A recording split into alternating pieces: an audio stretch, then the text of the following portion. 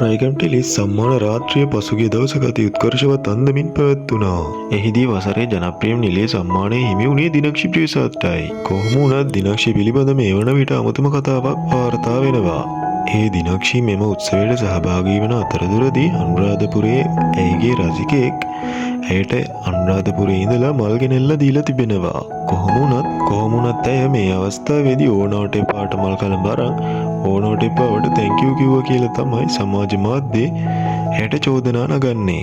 කොහොම වුණත් මල් කලඹ දෙනකොට දිනක්ෂි සහ එම පුද්ගලයා අතර සිදු සිද්ධිය උගදෙනෙක් නොදැන සිටීම හේතුවෙනුයි මෙවැනි ප්‍රකාශ සඳහන් කරන්නේ. කොහොම වුණත් මේ පිළිබඳව ඇත්ත සිදුවීම දිනක්ෂි විසින් හෙළි කර තිබෙනවා. එය මෙලෙසයි. හැම දෙයකම වැරදි හොයන්න එපා. මල් එක දීලා ආපහු ඒක ඕනි කියලා මට ඉල්ලුවට පස්සෙත් හක් ගෙහෙකුත් දුන්නට පස්සේ තව මොනවද උන්ට කරන්න කියන්නේ යනුවෙන් එම සිදුවීමේ සත්‍යය හෙළි කරලා තිබුණා. කොහොම වුණත් මේ සිදුවීම බොහෝ දෙනෙක් වැරදිට වටහාගෙන තිබුණා. ඔවුන් ප්‍රකාශ කළ අදහස් කිහිපයකුයි මේ. ඒ මල් කලඹ වෙන නිලියෙක්ට දුන්න නම් ඔය කොල්ලට හරි විදියට තැන්ක් යූ කියාවි. මේ වගේ අලියලු ගෑනු ෆෝම් කරන්න එපා යනුවෙන් සැර ප්‍රකාශයක් සිදු කර තිබෙනවා.